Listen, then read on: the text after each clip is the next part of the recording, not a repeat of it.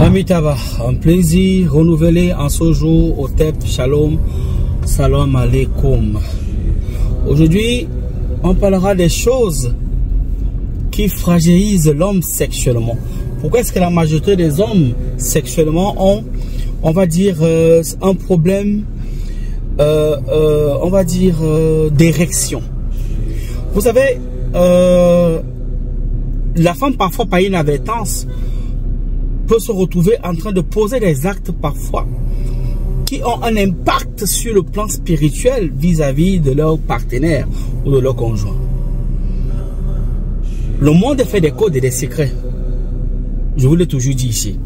Et ces codes et secrets ne sont pas à la portée de tout le monde, parce que c'est pas tout le monde qui a vécu avec les grands-parents, c'est pas tout le monde qui a vécu avec la connaissance ancestrale. Donc du coup, il y a des gens qui n'arrivent pas à exceller, on va dire comme ça, sur le plan sexuel, parce qu'il y a un manque de manquement. On va commencer par quelques petits détails que les femmes devraient savoir. Quand vous faites l'amour avec un homme, l'une des premières choses que les femmes font souvent, la plupart, et comme les hommes aussi sont des poireaux, c'est de descendre sur le lit avant l'homme. Fais pas ça. Quand tu fais l'amour avec ta femme, tu dois descendre du lit le premier, parce que tu es au-dessus. Si elle descend tout le temps en premier lieu, elle aura un ascendant sur toi spirituel, et tu vas commencer à moins bander au fur et à mesure. D'une manière inconsciente, elle vole ton autorité d'homme. Il faut le savoir. Beaucoup les gens ne le savent pas. On apprend souvent cette technique aux femmes du dehors, ou aux tisas, aux prostituées. Ce sont elles qui font souvent, quand elle descend le premier, pour que tu continues à venir lui donner de l'argent, ou elle continue à t'imposer un certain rythme.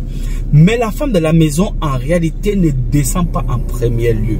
Sinon, ça va renverser la tendance. Ça, c'est la première des choses. La deuxième des choses ici, c'est la femme ne doit pas, quand l'homme taille ses poils, on va dire ainsi, quand il s'épile et tout le reste, la femme ne doit pas traverser ça en fait. Si la femme traverse les poils du pubis, c'est pas bon pour l'homme. Pourquoi? 1, ça fragilise son érection. 2, il perd encore son autorité d'homme. Si elle fait tout le temps, à un moment donné, il ne va plus bander. Il va commencer à faire et puis ça dort. Il fait un peu ça dort. Mais dehors, il est viril. Mais à la maison, il perd sa virilité. Beaucoup vont dire, ah oui, c'est comme ça. Maintenant, troisième point où les femmes doivent éviter, on va dire, de faire encore. Quand elle a fini de faire l'amour avec un homme, elle ne traverse pas l'homme. Ou si un homme dort avant qu'elle, elle ne traverse pas l'homme. Si c'est une femme qui fait pipi la nuit, la plupart du temps, elle peut partir par les pieds, elle descend le côté, elle contourne. Mais quand l'homme dort déjà, on ne le traverse pas. C'est pas bon. Quand la femme traverse l'homme tout le temps, on appelle ça traverser le pont. Traverser le pont aussi, c'est appeler le divorce, la séparation. C'est des choses qu'il faut éviter. Il y a des gens qui demandent sur les retours d'affection, mais tout le temps ils dorment comme ça. Il faut faire très attention. C'est des choses qu'on ne fait pas. Et il y a des femmes aussi qui ont l'habitude de dormir souvent le dos derrière. C'est-à-dire, elle dort, elle regarde le dos, l'homme regarde à gauche, l'homme regarde à droite. Ça amène généralement, ça n'amène pas. Vous savez, quand vous dormez, vous descendez vos activités cérébrales en onde alpha. Et quand vous regardez, puisque vous êtes deux pôles contraires, vous devez avoir une forme d'attraction. Une forme d'attraction parce que vos activités cérébraux sont descendues. Alors, par inconscient, il y a des messages subliminaux qui partent l'un vers l'autre par l'attraction corporelle, par le champ magnétique que vous émettez. C'est pour ça que dans les couples, parfois, un chauffe, l'autre est froid. Ou l'autre froid, l'autre chauffe. Il y a des couples comme ça. C'est difficile que les deux chauffent, sauf s'il est malade. Parce que les températures ne sont pas régulées au même. C'est la même chose sur le plan spirituel. Si tu dors, tu regardes à gauche, tu regardes à droite, tu amènes ici le désaccord. On a dormi de chacun de son côté, on appelle ça le désaccord.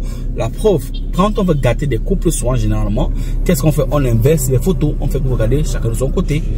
Voilà. Et même quand vous tirez les cartes du tarot, la séparation, ce sont deux têtes qui regardent de côté, qui regarde chacun de son côté. Donc, évitez de dormir avec les hommes.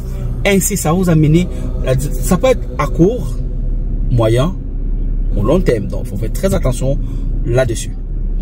Deuxièmement, lorsque vous saignez, une des choses encore qui fragilise l'homme, lorsque vous saignez, en réalité, avant de les servir à manger, si vous avez fini de préparer, lavez vos mains avant de les servir à manger. Ceux qui vivent avec les rois, les notables, les mages, les praticiens de la spiritualité le savent. On ne sert pas son homme quand tu as fini de saigner avec les mains. On lave ses mains avec l'eau du sel, après on le sert à manger. Si tu le sers comme ça, tu tues son système immunitaire d'une manière subtile. C'est des choses qu'on ne dit pas souvent ici. C'est une masterclass.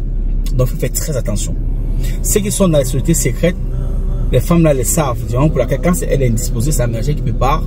Pour les messieurs qui sont minutieux sur les détails, ou quand la ménagère est indisposée, elle ne fait pas la cuisine du monsieur. Maintenant, elle même prend les rênes ou le monsieur ne mange carrément pas, il veut prendre des conserves. Faites attention avec vous. Le monde, ce sont les secrets et les codes. Une autre chose ici, la femme ne doit pas traverser, on va dire, le sperme de l'homme, ou elle ne doit pas pétiner le sperme de l'homme d'une manière volontaire. C'est pas bon. Ça mène encore l'homme ici, ça crée l'homme l'infertilité. C'est pas bon parce que l'essence par nature est vitale. Il donne la vie. Et quand vous le comprimez, quand vous le pétinez, c'est pas bon. C'est ça que les mamans anciennes faisaient très attention. Après la possession, ne fait pas du n'importe quoi. Pour vite aller se nettoyer au pronom. Il y a une façon même parfois de se placer après avoir eu des rapports sexuels, de se tenir avant d'aller peut-être faire sa demi-toilette ou quoi que ce soit comme d'autres font souvent. C'est très important. Donc, bien dormir, c'est un art. Mais dormir mieux, c'est la connaissance. C'est très important de connaître ce genre de choses. Parce que certains se plaignent parfois là-haut, mon mari, non. Parfois, elle fait des choses, elle ne se rend même pas compte. Donc, il faut faire très attention. Comment ne pas ce que vous croyez. Une dernière chose ici, une des choses qui amène encore l'homme à manquer de virilité, c'est la frustration.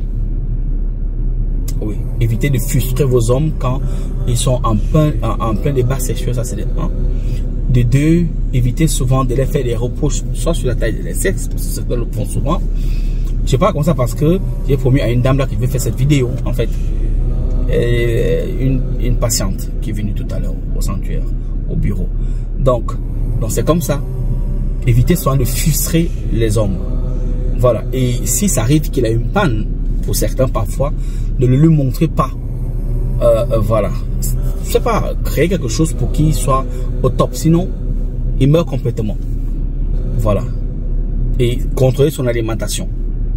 Ne pas manger trop sucré, ne pas manger trop salé, ne pas manger trop d'huile, donc cholestérol. Vous devez contrôler, c'est à vous de contrôler son alimentation. Sauf si ça en tête, mais c'est à vous de contrôler en fait. C'est comme ça. Comment est-ce qu'il mange? Qu'est-ce qu'il mange? Bah, maintenant, s'il mange dehors, ça l'engage.